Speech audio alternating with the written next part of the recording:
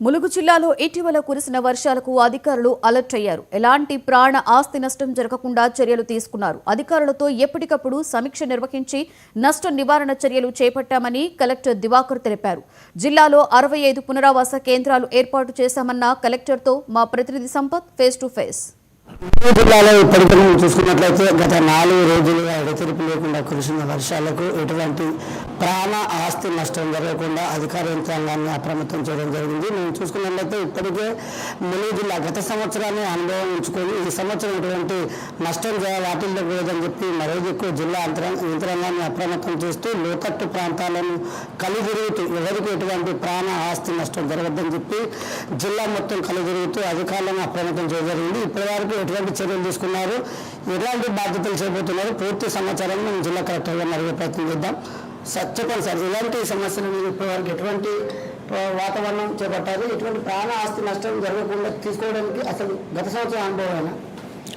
So మీరు చూస్తుంటే మనము కొంత మీరు చెప్పినట్టు గత సంవత్సరాలు కూడా చూస్తే ములుగు జిల్లా అనేది యూజువల్లీ రైనీ సీజన్లో ఎక్కువగా ఎఫెక్ట్ అవుతుంది. సో మనకి ఉన్న అనుభవాలు guidance of honourable minister madam and also revenue minister గారు అండ్ చీఫ్ మినిస్టర్ గారు రెగ్యులర్గా మనకి ముందు నుంచే దాదాపు మే నెల నుంచే మమ్మల్ని అందరినీ అప్రమత్తం చేయడం జరిగింది. అందరి గైడెన్స్తో మనకి కింద స్థాయిలో ఉన్న లోకల్ నాలెడ్జ్ని అన్నీ మనము సమకూర్చుకొని మనకు ఒక ప్రణాళికాబద్ధంగా ఒక ప్లాన్ అనేది తయారు చేసుకున్నాము. ప్రతి మండలంలో మనం ఒకటి 5-man కమిటీ అనేది ఒకటి చేసాము. అంటే ఫర్ ఎగ్జాంపుల్ మనకి MPDO, MPO, MRO, local SI and మన ఐటీడీఏ స్టాఫ్ నుంచి ఒకళ్ళు పీసా కోఆర్డినేటర్ కానీ ఇంకొకరు కానీ. సో వాళ్ళందరినీ గ్రామ స్థాయిలో మనము ఐడెంటిఫై చేసాం. అండ్ ప్రతి మండలంలో ఏదైతే వల్నరబుల్ విలేజెస్ అనేది ఏదైతే ఉందో మనకి దాదాపు 76 విలేజెస్ అట్లాంటివి ఉన్నాయి వల్నరబుల్ విలేజెస్. ప్రతి గ్రామంలో 2-3 మనకి కొంత ఇన్ఫర్మేషన్ ఇచ్చేలాగా, కమ్యూనిటీ మొబిలైజేషన్ చేసేలాగా, మనకి హెల్ప్ చేసేలాగా వాళ్ళందరినీ మనము డెవలప్ చేసి పెట్టుకోవడం జరిగింది మే నెల నుంచి. దాని తర్వాత ప్రతి ఒక్క డిపార్ట్మెంట్ వాళ్ళ పరిధిలో ఉన్న ప్రిపేర్డ్నెస్ యాక్షన్ ప్లాన్ క్రియేట్ చేసుకున్నాం. ఫర్ ఎగ్జాంపుల్ ఫిషరీస్ డిపార్ట్మెంట్ వాళ్ళు మన దగ్గర ఉన్న అన్ని బోట్స్ మనకి లక్నవరంలో ఉన్నాయి కానీ వేరే కాడ ఉంది, గోదావరిలో ఉన్న ప్రైవేట్ బోట్స్, ఫిషర్మెన్ బోట్స్ అన్నిటినీ వెరిఫై చేసి సర్టిఫై చేసి రెడీనెస్లో మనం పెట్టుకున్నాం. ఎప్పుడు మనకు కావాలంటే అప్పుడు తీసుకునేటట్టు. ఫైర్ డిపార్ట్మెంట్ నుంచి మనము వుడ్ కటర్స్ కానీ, ఒక ఎమర్జెన్సీ రెస్క్యూ బోట్స్ కానీ, వాళ్ళ డిపార్ట్మెంట్ టీమ్స్ కానీ, మన డిఎంహెచ్ఓ వాళ్ళు ఫర్ ఎగ్జాంపుల్ ఈడీడీ కేసెస్ కానీ, వర్షం వచ్చిన ముందు తర్వాత విష జ్వరాలు స్ప్రెడ్ అవ్వకుండా హెల్త్ క్యాంప్స్ చేయడం కానీ, మన పంచాయతీ స్టాఫ్ వాళ్ళు శానిటేషన్తో పాటు లోకల్ వాళ్ళని అప్రమత్తం చేయడం, రీహాబిలిటేషన్ సెంటర్స్ నడపడం, ఇట్లా ఎవ్రీ సింగిల్ డిపార్ట్మెంట్కి ఒక్కొక్క ప్రణాళిక తయారు చేస్తూ వాళ్ళు ఒక మంచి టీం వర్క్గా చేస్తేనే మనకి ఇంత మంచిగా రిజల్ట్ వచ్చింది. జనరల్లీ మనకి వర్షాలు వచ్చినప్పుడు మేజర్గా కొంత ఇబ్బంది అయ్యేది, ఇల్లు కూలిపోయి పడి వాళ్ళు కొంత చనిపోవడము, లేదా వాగులు వంకలు దాటేటప్పుడు కొందరు మునిగిపోవడము, కొట్టుకుపోవడము, ఇట్లాంటిదే major issue. These are all avoidable issues. So అందుకే ఈసారి దాన్ని ఎక్కువ శ్రద్ధతో మనము చేసి ఎవరైతే డిలాబిటేటెడ్ కండిషన్ ఉన్నారో వాళ్ళందరికీ ముందే నోటీసులు ఇచ్చి వాళ్ళందరినీ వాళ్ళ బంధువుల ఇంటికి కానీ తరలిస్తూ, లేకపోతే వాళ్ళు మన రీహాబిలిటేషన్ సెంటర్ కానీ రావచ్చు.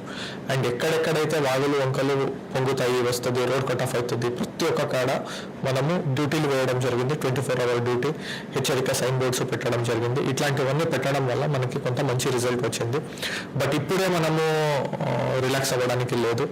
ఇంకా మనం ఆగస్ట్ ఎండ్ వరకు యూజువల్లీ ఇది ఉంటుంది కాబట్టి సేమ్ విజిలెన్స్ని మనము ఆగస్ట్ వరకు కంటిన్యూ చేస్తున్నాం. మేము కూడా చెప్పేది ఏంటి అంటే, కొంత అప్రమత్తంగా ఏ ఇష్యూ ఉన్నా కొంత అధికారులతో ముందుకు చెప్తే అది ఇష్యూ పెద్దగా అయ్యి లాస్ట్ మూమెంట్కి మా దగ్గర తెలిసేయడానికంటే కొంచెం చిన్న ఇష్యూ ఉన్నప్పుడు కూడా మీరు లోకల్ ఎంపీడీఓ, ఎంపీఓ వాళ్ళతో మీరు అప్రమత్తంగా మీరు చెప్తే 100% ఆ ఇష్యూని మేము సాల్వ్ చేయడానికి రెడీగా ఉన్నాం. ఇక్కడ ఏం లేదు, డెవలప్మెంట్లో కూడా మనం చాలా వరకు ఎక్కువ ఫోకస్ ఇక్కడ పెట్టడం జరిగింది. మేము ప్రజలకి కోరేది ఒకటే, అధికారులతో సహకారం చేయండి. మీకు ఏదైనా ఇష్యూ ఉన్నా మనకి ముందు చెప్తే definitely we will be able to resolve. Okay right. మనం చెప్పుకున్నట్లయితే ములుగు జిల్లా అతి వెనుకబడిన జిల్లా, రెవెన్యూలో విస్తీర్ణమైనటువంటి రెవెన్యూ జిల్లా ఇది. ఈ జిల్లాలో ఉన్నటువంటి సమస్యలు పరిష్కరించడం కోసమే గత సంవత్సర అనుభవాలను నెరవేర్చుకొని ఎటువంటి ప్రాణ ఆస్తి నష్టం జరగకుండా ఈ పునరావాస కేంద్రాలను సుమారుగా 65 పునరావాస కేంద్రాలను ఏర్పాటు చేయడం జరిగింది. అందులో సుమారుగా 18,000 మంది జనాభాను కూడా సేఫ్టీ ప్లేస్గా ఉంచేటువంటి సౌకర్యాలు కూడా ఏర్పాటు చేయడం జరిగింది. ఇప్పటికే మనం చూసుకున్నట్లయితే ములుగు జిల్లా అనేక అభివృద్ధి రంగాల్లో ముందుకు పోయింది. మనం చూసుకున్నట్లయితే ఎటువంటి ప్రాణ ఆస్తి నష్టం జరగకుండా ములుగు జిల్లా కొండ బ్రిడ్జి కావచ్చు, చూసుకున్నట్లయితే ఏజెన్సీ ప్రాంతంలో సీజనల్ వ్యాధుల పట్ల ఎటువంటి ఇబ్బందులు లేకుండా సకల సౌకర్యాలతో ముందుకుపోతుంది. ప్రజలందరూ కూడా అప్రమత్తంగా ఉండాలి. ఇంకా రానున్న వర్షాలు ముందున్నాయి. దీన్ని దృష్టిలో ఉంచుకొని ఎవరు కూడా ఇబ్బందులు పడకుండా మీకు ఏమైనా సమస్యలు ఉన్నట్లయితే స్థానికంగా ఎంపీడీఓ మరి ఎంఆర్ఓ ఆర్డీఓ స్థాయిలో తీసుకుపోయినట్లయితే మీ సమస్యలు పూర్తిగా పరిష్కారం అవుతాయి. ఇంకా ఎటువంటి వర్షాలు అయిపోయిందని చెప్పి ఉండాలని చెప్పి జిల్లా కలెక్టర్ తెలియజేశారు. ములుగు జిల్లాలో జరుగుతున్న అభివృద్ధి పనులకు జిల్లా ప్రజలు సహకరించాలని చెప్పి జిల్లా కలెక్టర్ తెలియపరిచారు. కెమెరామెన్ రవీంద్రతో సంపత్.